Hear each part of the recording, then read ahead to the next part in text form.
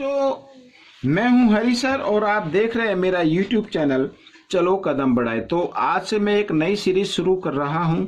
जी हाँ, adviser math. ठीक है, जैसे RD शर्मा होता है, PK गर्ग होता है, इस तरीके से एक एडवाइजर मैथ हो जो बहुत ही ज़्यादा इंपॉर्टेंट है। और ये मैथ सभी मैथ से अच्छा है। क्योंकि इसमें NCERT का सिलेबस तो होता ही है, साथ ही इसके अंदर वैदिक मैथ भी आपको मिलेगा। और इस मैथ को जो एक अच्छा बनाती है वो है इसमें ज़्यादा से ज़्यादा एक्स्ट्रा क्वेश्चन दिए हुए हैं। बहुत से बच्चों की शिकायत रहती है कि सर प्रैक्टिस कैसे करें, क्योंकि NCERT के में इतने एक्स्ट्रा क्वेश्चन होते नहीं प्रैक्टिस के लिए। तो इसके अंदर काफ़ी प्रैक्टिस के लिए आपको क्वेश्चन मिलेंगे। तो यहाँ पर मैंने कुछ क्वेश्चन लिए हैं और ये क्लास 6 का है बच्चों यहाँ पर। और ये जो एक्सरसाइज है 3.1 मैंने लिया हुआ, अभी मेरे पास मैथ अवेलेबल नहीं है तो मैंने ये लिखे हैं। ठीक है ना, तो आइए मैं इसको कराना शुरू करता हूँ। सबसे पहले NCERT का फोल्डर में करा रहा हूँ, मीन्स जो NCERT के बुक्स में होगा क्लास 6 का। फर्स्ट टाइम मैं फर्स्ट वीडियो बना रहा हूँ 3.1। देखो यहाँ पर right all the factors of the following numbers. ठीक है, यहाँ पर कुछ नंबर लिखे हुए हैं, इनके हमें फैक्टर फाइंड आउट करने हैं, सभी फैक्टर फाइंड आउट करने हैं। आइए करना शुरू करते हैं। तो सबसे पहले यहाँ पर 24 लिखा हुआ है, तो 24 के फैक्टर फाइंड आउट करने हैं। तो आपको करना क्या है, आपको क्या करना है, 24 के फैक्टर फाइंड आउट करेंगे तो आपको ये करना है, सबसे पहले आपको फाइंड आउट करना है 24 किस किस की टेबल में आएगा। ठीक है ना, फैक्टर नहीं बोलते हैं। जैसे मान लीजिए अगर 1 की टेबल लेंगे तो 1 × 24 होता है, समझ में आ गया। अब ये अगर 2 की टेबल लें तो 2 की टेबल में ये आएगा बच्चों 12 पर, इस तरीके से आप लिख सकते हैं। और 3 से लें तो 3 की टेबल में आएगा बच्चों 8 पर। ठीक है, 4 की टेबल लें तो 4 की टेबल में भी आ रहा है, ये 6 पर आ रहा है। ठीक है, और आगे 5 की टेबल में तो नहीं आएगा, 6 की में तो आ गया ये 4 पर। 7 की में भी नहीं आएगा। तो अब ये हो गए फैक्टर बच्चों यहाँ पर। ठीक है ना, अब देखो सबसे पहला फैक्टर 1, फिर हो गया 2, आप इसको इंक्रीजिंग ऑर्डर में लिख लीजिए, मीन्स सक्सेसर उसमें। तो फिर हो गया 3, फिर हो गया 4, 5 तो है नहीं, फिर हो गया 6, फिर हो गया 6 के बाद 8, इस तरीके से, और फिर हो गया 12 और लास्ट में 24। ये सभी फैक्टर हो गए 24 के। ठीक है बच्चों, तो इस तरीके से आपको ये क्वेश्चन कर लेना है। अब आपको जैसे यहाँ पर सेकंड पार्ट है 15, आप अगर इस तरीके से ना भी कर पाए, ठीक है ना, ये मैं यहाँ पर लिख देता हूँ ऑल फैक्टर।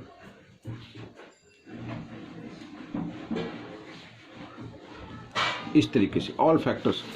अब 15 अगर आपको इस तरीके से दिक्कत होती है तो आप माइंड में सोचे 15 1 की टेबल में आएगा, फिर आपको टेबल तो आनी चाहिए, 3 की टेबल में आएगा, ये लिख दिया। उसके बाद 5 की टेबल में, फिर 15 की टेबल में, तो ये 15 के फैक्टर हो गए। ठीक है, इस तरीके से आपको करना है। अब मेरे को बताओ, ये थर्ड पार्ट में लेके आता हूँ 21 किसकी टेबल में आता है, किस किस की टेबल में आता है। तो 1 की में तो आता ही है, 2 की में आता है, नहीं आता। 3 की में आता है, 3 की में आता है, 3 7 जा कितने पर आता है, 7 पर, तो 7 भी लिख दीजिए। ठीक है, 4 की में नया 5 6 7 की में आ गया, और उसके बाद आएगा ये 21 की टेबल में। ठीक है, इस तरीके से। अब नेक्स्ट पार्ट 4 वाला, तो यहाँ पे है 27। अब 27 किसकी टेबल में आता है, 1 की में तो आएंगे, देखो 3 की में आता है ना, 2 की में तो आएगा नहीं, तो 3 लिखेंगे और 9 लिखेंगे और लिखेंगे 27। ठीक है, इनकी टेबल में आएगा। तो आपको प्रैक्टिस करनी है बच्चों, अगर आप चाहते हैं कि हमें ये अच्छे से आ जाए। अब देखो 12 के लिखने हैं। अब 1 की टेबल में आएगा, 2 की टेबल में देखो आता है ना, 2 6 जा, तो 2 की में आएगा। 3 की में 3 4 जा पे आता है, तो 3 की में आएगा। 4 की में 4 की टेबल में 4 3 जा, तो 4 में आ जाएगा। 5 में 5 1 जा 5, 5 2 जा 10, 5 3 जा 15, नहीं आया। 6 में आता है, 6 2 जा 12। ठीक है ना, 7 नहीं आता, 8 की में नहीं आएगा, 9 नहीं, 10 भी नहीं, 11 भी नहीं, और आएगा फिर ये 12 में। इस तरीके से समझ में आ रहा है। तो अब हम यहाँ पर लेंगे अगला, यहाँ पर फिर 12 का हो गया ना 20 का फैक्टर। अब बच्चों यहाँ पर देखो 21 की में, 2 की में, फिर 5 की टेबल में आएगा, सॉरी 4 में आएगा, पहले 4 लिख लीजिए, फिर आएगा 5 में, और फिर आएगा 10 में, और फिर आएगा 20 की टेबल में। तो आपको ऐसे प्रैक्टिस कर लेनी है, माइंड में सोचना है, हो जाएगा, कोई ज़्यादा मुश्किल नहीं है। अब बच्चों यहाँ पर 18 आ गया। अब मेरे को बताओ 18 किस किस की टेबल में आता है? 1 की में आता है, ठीक है, और 2 की टेबल में आता है, 2 9 जा, हाँ 2 में आता है, 3 की में भी आता है, 3 6 जा होता है, और आगे 4 में नहीं आता, 5 में नहीं आएगा, 6 में आएगा, 6 लिख दिया, ठीक है ना। फिर आएगा ये 9 की टेबल में 9 लिख दिया हमने, उसके बाद 18 की टेबल में आएगा, ये मैंने लिख दिया। अब हम यहाँ पर अगला पार्ट कर लेते हैं। 23 एक प्राइम नंबर है बच्चों, प्राइम नंबर है, ये किसी की टेबल में नहीं आते, सिर्फ 1 की में और 23 की टेबल में ही आएगा, स्वयं को छोड़कर और 1 को छोड़कर, ये और किसी की टेबल में नहीं आएगा। 36 यहाँ पर अब हम करते हैं 36, यहाँ पर ये देखो, अब 36 ये देखो 1 की में तो आएगा ही आएगा, 2 की में 2 से क्या है डिवाइड हो जाएगा, ठीक है ना।